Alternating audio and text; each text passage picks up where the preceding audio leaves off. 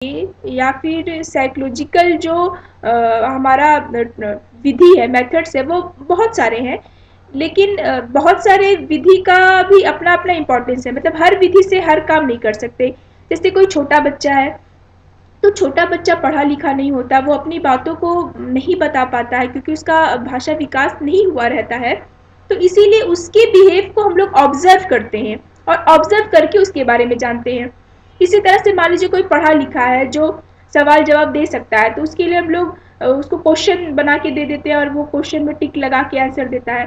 तो इसी तरह बहुत सारी विधियां हैं और बहुत सारी विधियां अब उसका उसकी उपयोगिता अलग अलग संदर्भ में किया जाता है।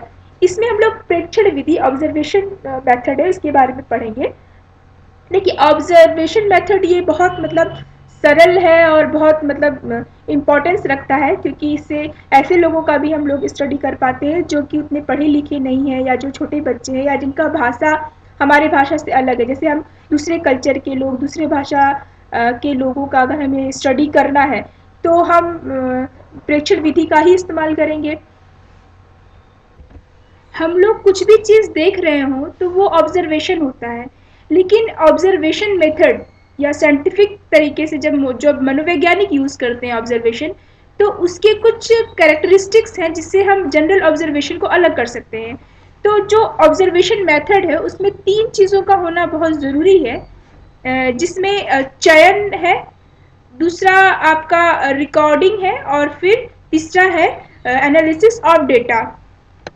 यहाँ इस डायग्राम में हम लोग देख रहे हैं कि पहले सिलेक्शन होना ज़रूरी है। कोई ऑब्जर्वेशन मेथड अगर है, हम यूज़ कर रहे हैं ऑब्जर्वेशन मेथड का, तो उसमें हर चीज़ों को तो हम लोग देखते हैं, लेकिन हर चीज़ों को तो हम लोग ध्यान पे नहीं रख सकते हैं। तो कुछ सेलेक्टेड चीज़ों का ही हम लोग ऑब्जर्वेशन करते हैं, स्टडी करते हैं। तो इसमें सिलेक्शन होना ज़रूरी है। फिर उसको रिकॉर्डिंग, मैंने हम लोगों ने जो देखा उसको किसी जगह पे रिकॉर्ड भी करते चले गए, और उसके बाद उस रिकॉर्डिंग का हम लोग एनालिसिस करते हैं। तो ऑब्जर्वेशन मेथड के ये 3 कंपोनेंट होने ज़रूरी हैं। अब इन सारे पहलुओं को बारी बारी से हम लोग समझते हैं।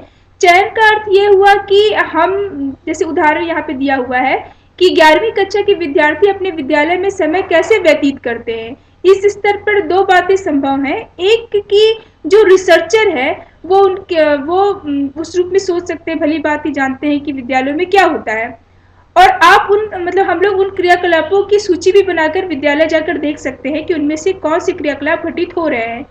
ठीक है।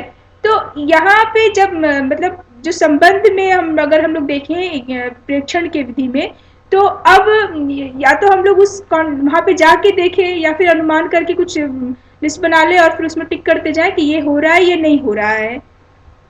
इसके बाद दूसरा चरण है अभिलेखन का, रिकॉर्डिंग का, कि जो हमने देखा उसको रिकॉर्ड करते चले गए, और या फिर पूर्व में जो व्यवहार घटित हुए उन्हें भी किसी भी कोड वर्ड में टैली लगाकर, या शॉर्ट हैंड में, या वीडियोज में, किसी रूप में उसको हम कलेक्ट करते चले गए। तो वो हो गया रिकॉर्डिंग करना या रिकॉर्ड रखना।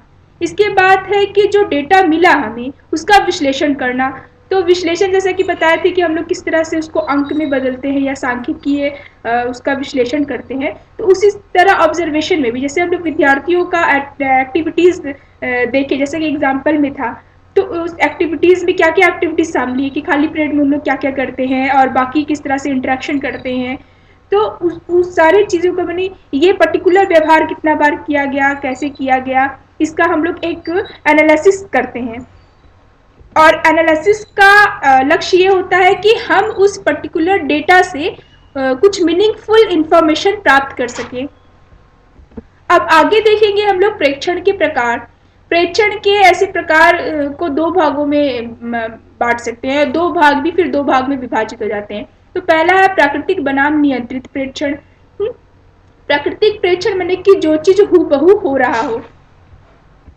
प्राकृतिक प्रेक्षण में जो घटनाएं अपने प्राकृतिक परिवेश में हो रही हैं उसे ही प्रयोगकर्ता ऑब्जर्व करता है और उसको फिर रिकॉर्ड करता है। जैसे कि जो हम लोग हॉस्पिटल में पेशेंट है उनकी एक्टिविटीज़ को दूर से ऑब्जर्व करते हैं और उनको पता नहीं होता है कि उनका जो व्यवहार है वो प्रेक्षण किया जा रहा है, देखा जा रहा है।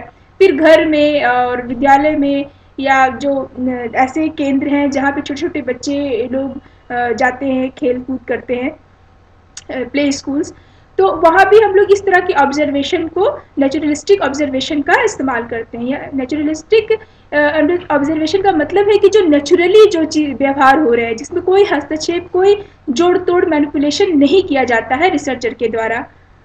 इसके बाद आपका नियंत्रित है, नियंत्रित प्रेक्षण। इसमें क्या होता है कि एक कंट्रोल्ड इन्वायरमेंट में, एक प्रयोगशालाओं में ये अध्ययन किए जाते हैं और उसमें नॉइज का, लाइट का, हर चीज़ को प्रॉपर वे में रख के और फिर वहाँ पे लोगों को दे दिया जाता है पर्टिकुलर काम, एक्टिविटीज़ करने के लिए, और उनकी एक्टिविटीज़ को फिर प्रयोगकर्ता दूर से ऑब्जर्व करता है।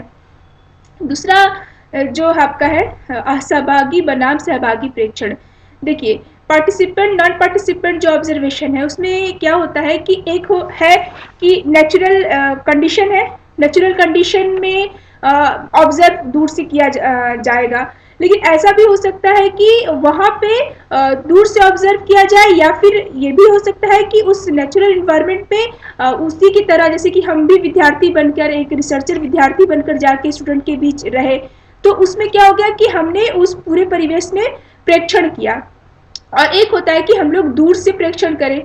अच्छा, ये सहभागी प्रेक्षण में, प्रेक्षण के ये जो 4 रूप है, तो कोई किसी के अंतर्गत भी आ सकता है। जैसे कि नेचुरल जो कंडीशन, उसमें भी हम या तो सहभागी हो या असहभागी हो। नेचुरल कंडीशन में जो व्यवहार हो रही है उसमें प्रयोगकर्ता या रिसर्चर जो है इन्वॉल्व हो जाए तो वो सहभागी प्रेक्षण हो जाएगा, और दूर से देखता रहे तो असहभागी प्रेक्षण हो जाएगा। इसी तरह कंट्रोल्ड जो कंडीशन है, प्रयोगशाला में भी ऐसा हो सकता है कि प्रयोगशाला में जो शोधकर्ता का कोई अपना ही आदमी उस लोगों के बीच माने सब्जेक्ट बन के या फिर पार्टिसिपेंट बन के वो करे, व्यवहार करे, जो दिया गया व्यवहार करने को कहा गया वो करे, या फिर दूर से ही उसका ऑब्जर्वेशन हो। तो इस तरह से हमारा ये 4 तरीके से ऑब्जर्वेशन हो सकता है। इस वीडियो में हम लोग इतना ही जानेंगे। इसके अगले वीडियो में हम लोग